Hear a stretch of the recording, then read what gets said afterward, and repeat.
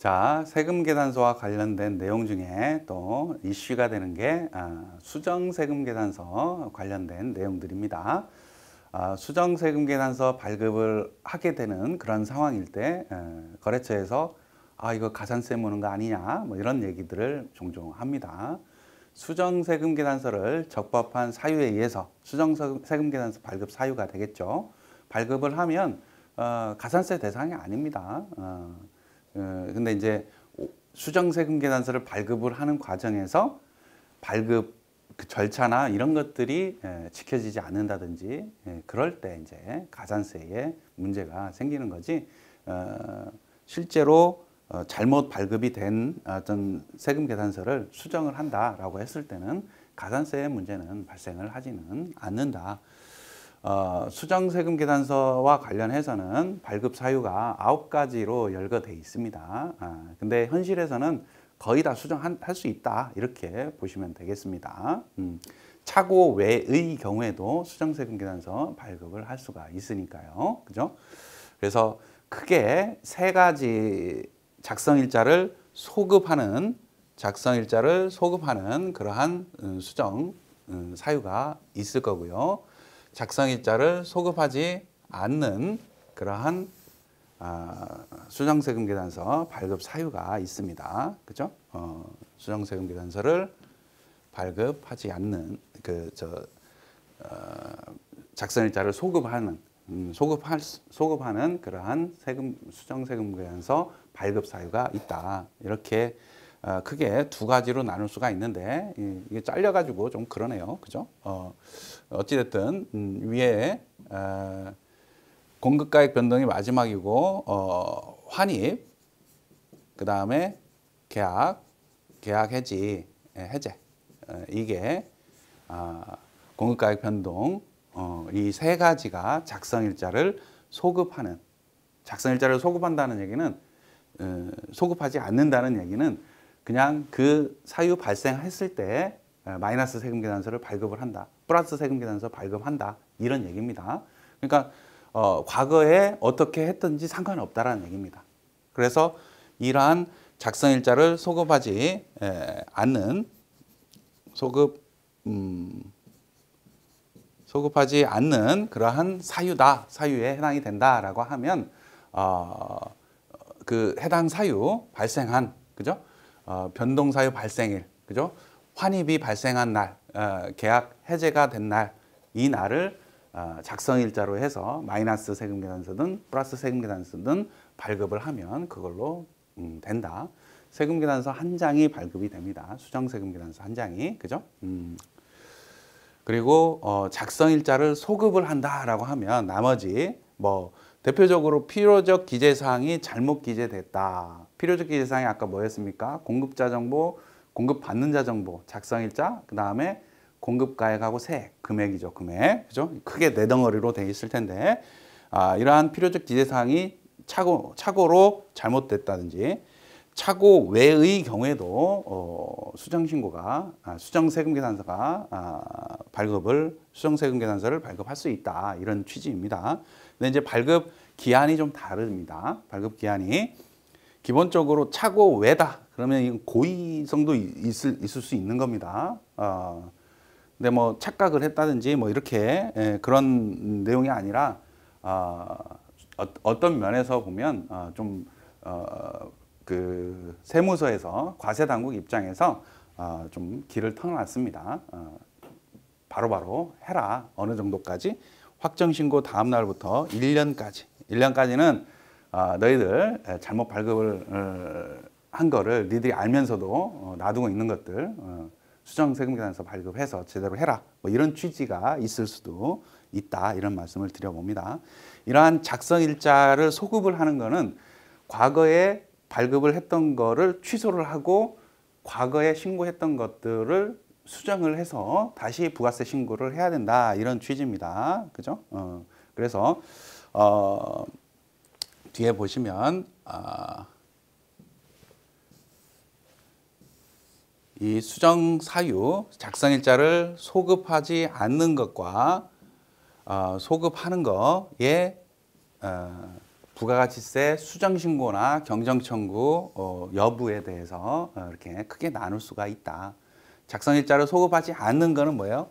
환입, 계약 해제, 공급가액 변동 뭐 이런 것들이죠.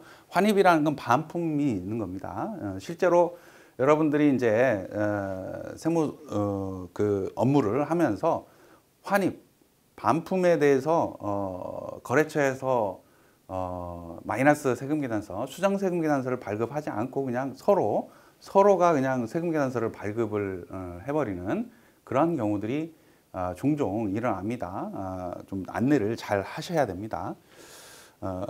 공급자 입장에서 반품이 생기면 마이너스 세금계산서가 서를 수정세금계산서를 발급을 해야 되는 게 원칙이고요. 계약 해제는 처음부터 없었던 걸로 가는 거고, 계약 해지는 뭐예요? 공급가액 변동에 해당이 될 겁니다.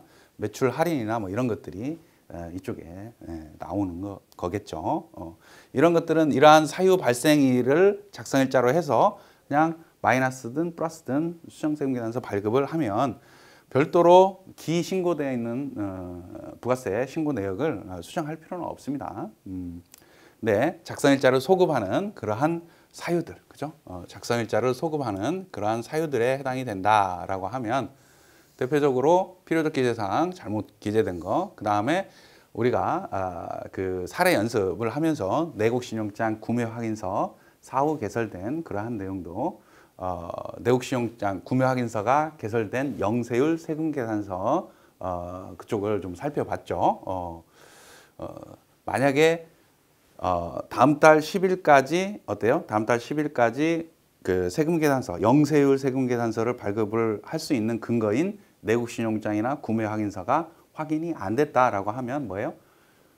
일반 과세세금계산서를 발급을 먼저 해놔야 됩니다. 그리고 확정신고 기한까지 내국신용장이나 구매 확인서가 확인이 되면 수정세금계산서, 최초의 일반 과세세금계산서 발급한 거 마이너스하고 영세율 세금계산서를 한 장 발급을 하고, 이런 내용들을 작성일자 소급을 하는 그러한 내용들이다, 이렇게 얘기를 할 수가 있을 거고요. 이러한 작성일자를 소급을 하는 거, 이런 사유에 해당하는 수정세금계산서 발급 사유다라고 하면 같은 기한 내에 수정사유가 발생을 하면 그걸로 마이너스 발급을 하면 뭐 그렇게 해서 신고를 하면 되겠죠. 근데 신고기한 넘었다, 뭐 그러면 기존에 신고했던 거를 수정을 해서 수정 신고를 하든 세금을 더 내든 경정청구 세금을 돌려받든지 그러한 절차가 이루어져야 된다, 이렇게 얘기를 할 수가 있겠습니다. 자, 수정세금계산서 발급과 관련해서는 홈택스에서 우리가 이 내용을 좀 여러분들이 한번 해봐야지 됩니다. 그러니까 뭐 혹시 이제 사무실마다 분위기나 뭐 이런 것들이 좀 다를 수는 있어요. 막내한테 세금계산서 다 발급을 해봐라 라고 그 지시하는 그러한 사무실이 있는 반면에 거래처 담당자별로 기장료나 뭐 이런 것들을 각각 발급을 하는 그런 데도 있을 거고요. 세무사님이 직접 그 기장료와 관련된 기장 수수료와 관련된 세금계산서 발급을 하고, 여러분들 입장에서 직접 세금계산서를 발급하는 그런 업무를 안 해보면 이게 좀 설명을 하기가 좀 쉽지는 않을 수도 있어요. 전화해가지고 이거 수정세금계산서 혹은 처음 이제 사업을 시작을 하게 되면 세금계산서 어떻게 발급을 하나요? 이렇게도 물어보기도 합니다. 그죠? 그러면 여러분들이 홈택스에 들어가서 대충은 어떤 식으로 발급이 이루어지는지 알고는 있어야 되는 거죠. 그죠? 특히 이제 수정세금계산서 발급을 할 때 어떤 절차를 취하는지 홈택스에서 이제 안내를 잘 하고는 있는데 그게 뭐 항상 뭐든지 우리한테 물어보는 습관들을 가지고 있죠. 거래처들은. 자, 홈택스에서 수정세금계산서 발급을 하는 그러한 절차들을 좀 이 조회 발급에 들어가면 수정 발급이라는 탭이 나옵니다. 그래서 조금 있다가 이 보여드리기는 할 텐데 이런 절차에 의해서 수정세금계산서를 발급을 할 수가 있습니다. 그래서 만약에 어떤 A 거래처에 매출한 세금계산서를 수정을 해야 되겠다라고 하면 그 세금계산서를 찾아야죠. 그죠? 처음에 발급한 세금계산서를 찾아서 그 찾은 세금계산서를 수정하겠습니다. 이렇게 선택을 하게 되는 거죠. 그리고 나서 수정 사유를 수정 발급할 그러한 세금계산서를 선택을 하고 나면 수정 사유를 선택을 하도록 되어 있습니다. 그래서 수정 사유를 우리가 아까 수정세금계산서 발급 사유 작성일자를 소급하지 않는 게 있고 소급하는 게 있고 그렇다고 했잖아요. 그죠? 그러면 그 사유별로 체크를 할 수가 있다. 기재사항 착오다. 그래서 정정을 해야 되겠다라고 하면 이러한 탭을 누르시는 거죠. 그죠? 클릭을 하시면 되고 이중 발급에 대한 거, 뭐 내국신용장 사후 개설됐다라는 거, 그 다음에 공급가액의 변동, 계약 해제, 환입 뭐 이런 크게 밑에 세 개가 뭐예요? 작성일자를 소급하지 않는 게 되는 거죠. 이렇게 선택을 해서 들어가면 한 장만 마이너스 세금계산서 플러스 한 장 이렇게 발생을 발급을 할 수 있다 이런 얘기고요. 뭐 여기에는 첫 번째는 뭐 이러한 필요적 기재사항이나 필요적 기재사항 외에 착오 뭐 이런 것들도 있을 수가 있겠습니다. 그리고 이중 발급, 그다음에 계산서 발급 대상이 계산서 발급을 한 경우 세금계산서를 발급을 했어야 되는데 뭐 이런 것들이 있을 수도 있고요. 이런 사유들을 선택을 하게 됩니다. 그래서 수정세금계산서를 당초에 교부한 전자세금계산서가 취소가 되는 마이너스가 그죠? 취소가 되는 걸 알 수가 있습니다. 이거는 착오에 의한 수정세금계산서 발급인 거죠. 그래서 올바른 정확한 세금계산서 새로 발급을 하게 되는 거고요. 그죠? 그래서 착오에 의한 거는 이런 식으로 발급을 하시면 되겠다. 그 다음에 계약 해제의 경우에는 해제 사유를 선택을 하겠죠. 그죠? 당초에 발급한 세금계산서를 선택을 해서 수정세금계산서 발급을 한다라고 하고 수정 사유가 뭐냐 이렇게 물어봅니다. 그래서 가끔은 돌아가고 싶지 않고 그냥 마이너스 세금계산서 한 장만 세금계산서 발급을 하는 경우들이 있어요. 보면 그러니까 일기 때 플러스 1억짜리 세금계산서 발급을 했는데 일기 거를 없애고 싶어하는 그러한 경우가 발생을 한다든지 아니면 수정 사유를 잘못 선택을 하는 경우들이 가끔 발생을 하게 됩니다. 그러니까 만약에 이중 발급으로 처리를 하게 되면 그냥 마이너스 세금계산서 한 장 발급을 하면 됩니다. 그죠? 그래서 그 과거에 발급했던 세금계산서를 어떻게 하고 싶으냐 뭐 이런 욕구들이 좀 있는 것 같아요. 잘못 발급을 했을 때 사유에 따라서 조금은 좀 유연하게 대처를 할 수 있지 않을까 그런 생각이 좀 듭니다. 그래서 당초에 발급했던 거 선택해 가지고 뭐예요? 그 계약 해제로 간다라고 하면 마이너스 세금계산서 한 장 이렇게 발급을 할 수가 있겠습니다. 그리고 수정세금계산서 발급을 하게 되면 수정세금계산서 발급한 이력들이 홈택스에서 조회가 됩니다. 여러분들이 이제 그 전산으로 끌어와지면 수정세금계산서 발급한 내역들도 플러스 100만 원, 마이너스 100만 원, 새롭게 90만 원 뭐 이런 식으로 수정세금계산서까지 다 끌려와집니다. 그런 면에서 그냥 잘 했겠지라고만 생각하지 마시고 한 번쯤은 아, 수정세금계산서가 이런 식으로 발급이 됐구나. 거래처들 수임 등록된 거래처들 거는 우리가 자세히 볼 수가 있잖아요, 그죠? 그런 내용들을 한번 그 검토를 해보고 좀 내 걸로 만드는 시간을 가지면 좋지 않을까 싶습니다. 자, 홈택스에서 한번 들어가서 한번 제가 조작하는 거를 한번 보도록 해보겠습니다. 홈택스에서 수정세금계산서 발급하는 그런 내용들 한번 잠깐 살펴보도록 하죠. 자, 홈택스에 로그인을 하면 이 위에 조회 발급 이쪽에 보면 전자세금계산서 내용들이 나옵니다.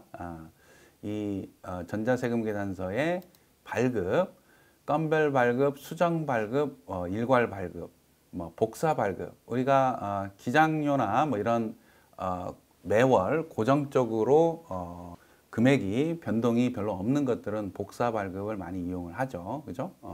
그래서 이 홈택스에 들어와 가지고 이러한 내용들도 여러분들이 좀 숙지를 좀 하셔야 됩니다.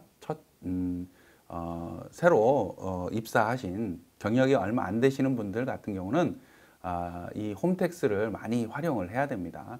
세무대리인 입장에서 이러한 정보들도 우리가 이전에 강의했 그 내용 중에 나오죠, 그죠? 세무대리인 그 거래처들의 어떤 정보들을 수집을 하는 그러한 탭들이었죠. 민원 증명도 있고요.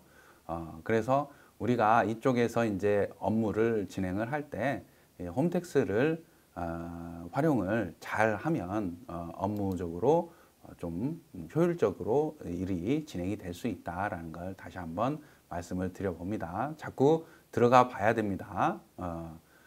그냥 웹서핑보다는 이런 데 들어가서 당분간 처음에는 그죠? 그래야지 빨리 신규 신입 직원의 지위를 탈피할 수 있지 않을까 그런 생각이 듭니다. 좀 다른 직장보다는 좀 공부를 해야 된다라는 부담감 때문에 좀 그런 게 좀 있는 것 같습니다. 시간이 필요합니다. 자, 그래서 건별 발급도 한번 해보고, 그죠? 실제로 발급하는 발급하기 전까지 해보면 되잖아요, 그죠? 그 다음에 수정 발급, 이쪽에 들어가면 수정 세금 계산서를 어떻게 발급을 하는지 한번 볼 수가 있어요. 그래서 수정 발급으로 들어와서 보면 세금 계산서 당초 승인 번호를 아는 경우가 없죠, 그죠? 승인 번호를 알고 있는 게 없으니까. 여기 밑에 보면은 무슨 말도 있어요? 당초 전자 발급분이 없다. 종이 세금 계산서 발급분을 뭐 한다? 수정 세금 전자로 발급을 하는 경우에도 이러한 수정 발급에서 활용을 할 수 있다 이런 얘기입니다. 자, 승인 번호를 모르는 경우에는 세금 계산서를 조회를 할 수밖에 없죠, 그죠? 세금 계산서를 조회를 할 수밖에 없습니다. 그래서 예를 들어서 뭐 8월 달이다, 6월 달이다, 6월 말일, 6월 말일 날 기준으로 해서 예를 들어서 한백이다 뭐 이런 거를 해보죠. 그러면 이렇게 그 기존에 발급한 세금 계산서가 나오죠, 그죠? 이걸 선택을 해서 수정 세금 계산서 발급 이걸 누르는 거예요. 그러면 이 사유들이 나오는 거죠, 그죠?